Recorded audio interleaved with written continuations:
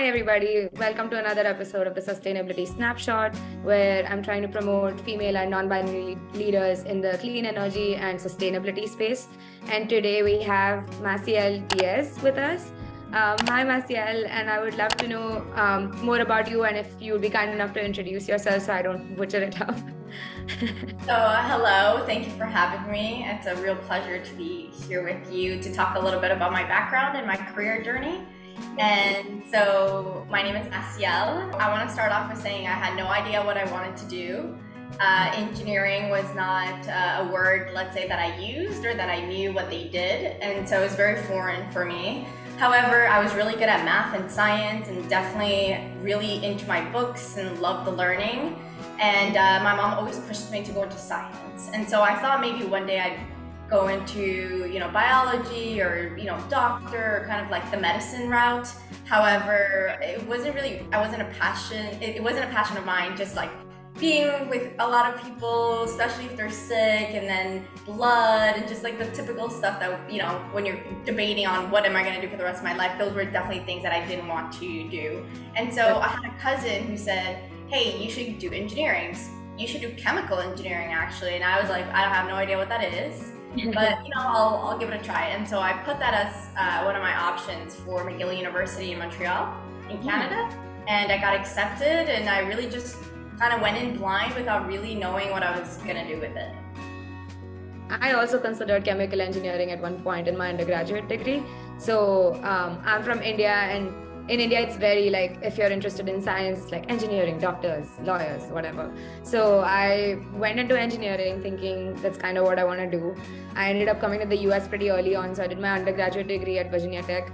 And I was considering chemical engineering too at the point because I was very passionate about biology and chemistry. But then I was more interested in stuff that always ended up in research. And I knew I was more of an industry person. So it was always like a balancing act, and then I ended up in environment. So that's pretty cool to know. And then where are you based right now, and what do you do? What's your work? Yes, so I'm based in a small town called Villahermosa in Tabasco in Mexico. It's very South Mexico near the Guatemala border, let's say. I've been here for almost a year. And prior to that, I was in the US in Houston for about 5 years. And then prior to that, I was in Alberta, Canada for about 4-ish years. And so in total, my career since I graduated university is gonna be 10 years in May. So it's been a 10-year journey so far. And my current role is I am just working on strategy for one of our divisions in SLB. And it's been a really exciting role. It's new for me. I've only been in it for about 2 months or so. And so I'm just learning the ropes of this new assignment. Wow. And if I'm not wrong, you're a podcaster too, right? When I first started my career, I worked in the field out on a rig. And so in the oil fields, right? And for many people, they didn't understand what I was doing for work because it's so foreign. It's not like anybody gets to go out to a rig and see how oil is being drilled, and oil produced, etc. And so I was working out in the field with my coveralls and my hard hat and just day-to-day work. And I started to record myself, or at least take pictures and videos and kind of share my journey with others, mainly because I wanted to inspire more women to come into the industry. Because when I would tell people what my job was or that I worked in the industry, everyone was always very puzzled. Like, how could I work in oil and gas? How could I work in a rig? How could I be out in the field where there's only men? And so I kind of wanted to break that stereotype of sure, that's maybe what it looks like, but look at me, I have a great career and I've been able to do it. And so should you, if that's, the path that you'd like. I would list out all the pros of why women should come into this industry. And because of that, because there was nobody else putting out content on oil and gas, specifically a woman, I started getting a lot of followers mainly because of that, because it was just very unique and nobody was doing it. And I think I have a following of women because a lot of what I do on social media, including LinkedIn, is just trying to inspire women that they can have a great career. They could also be great moms. They could have it all. You can't have it all. I'm trying to show everyone that, yeah, you can, but it's gonna look different for everybody. Yeah. That's solid. Oh my God. That's another commonality like we were discussing earlier. That's kind of why I wanted to start the podcast too in the first place. I'm curious to know how you see your career growing in like maybe 2030 or 2035, or like your industry, especially since like COVID threw everything off the track? Yeah, I think that's like the $1,000,000 question, and I wish I had a good answer. And I think maybe it's like our generation, or the younger generation, like the Gen Zs as well, is it's so hard for me to even think like 3 years ahead. Like, I think maybe back in the day you had like your whole life figured out, because usually you would stay in a company for 30 years and then retire and like that's it. I think with this new era, there's just so much opportunity in even switching industries and even like being an entrepreneur, doing like your own business or going through that career path. So I'm struggling to figure it out, because I want to do everything. Like, I wish I could, if I could, I'd have like 5 different careers going on right now, because I'm so interested in just different things. However, in the long run, what I do see myself is I love,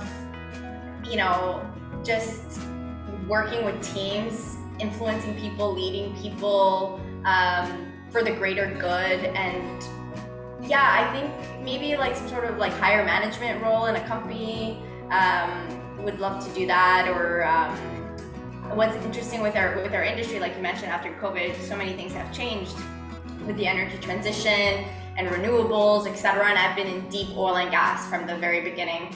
I think it's really exciting to be in the industry, because this is where all the change is going to happen. This is where everything is going to be evolving. This is where all the technologies are going to come from. This is where the innovation is going to come from. And so I definitely want to put myself in that new energy kind of division and like, push, because that's the future. So I think anybody who's going through their career is like, you always have to pinpoint what is going to be the growth of the company or what is going to be the growth of the industry, and put yourself there, because you want to be part of that growth. And so definitely, in the next few years, I'd like to slowly transition myself into something that is transitioning for the future and not the traditional old school oil and gas. That's true. I think overall, like, clean energy right now is in a very nascent stage, even though like I feel like the American market is probably the most like mature in terms of how fast things roll here and like wide adoption. But still, I feel like oil and gas still has a very strong hold, because it's like an older industry and there's a lot of money in there already. There's a lot of lobbying, a lot of big corporations, all of that. But I see a lot of them also taking steps towards moving towards clean energy, because like you said, it needs to happen. It is the future, and yeah, you want to be part of the growth too. So that is pretty cool. Would you like to plug in anything for my audience, or is there anything interesting you're reading or some interesting tidbits?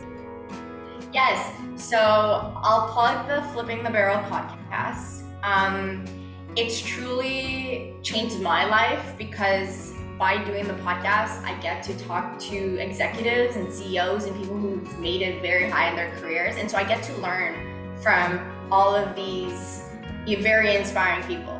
And so what's nice about it is that I get to learn, but we also get to share it with the world. And so everybody gets to listen to these incredible leaders in our space of how they got there. And people get real, they get raw, they talk about the big challenges, divorce, not being able to have children, having 3 children, one at 40 and thinking their careers are over, coming from a very difficult background, no money, to now being, very well paid CEOs. I mean, all the stories, I think we have over 100 episodes already. It's so valuable for somebody going through their career, especially young, because all the advice that they give can really help you in your career, because they've been through it. And so I really recommend Flipping the Barrel, especially if you want to work in the energy space, because it's maybe the company that you will work for, we had to see one of their CEOs on, or it's good to see a little bit of their culture and whether they care about D&I. And we always ask kind of those questions too. And so that's something that I'm very proud of. It's going to be almost 4 years now. And so www.flippingthebarrel.com. And if you want to reach out to Jamie or myself, feel free, just like Isha did on LinkedIn. We're very accessible. And anything that we can help to bring more women into not only just the industry, but into corporate and into helping women advance, because the numbers suck and we need to see a change at the top level as well. I couldn't agree more. And I will definitely link all the descriptions you just had in like the bio, and all the social medias, and they're definitely very accessible. I'm very lucky. This is the first time we're talking, but I hope like we stay in touch, and it's really nice chatting with you. So thank you for your time, Massiel. Thank you. Bye.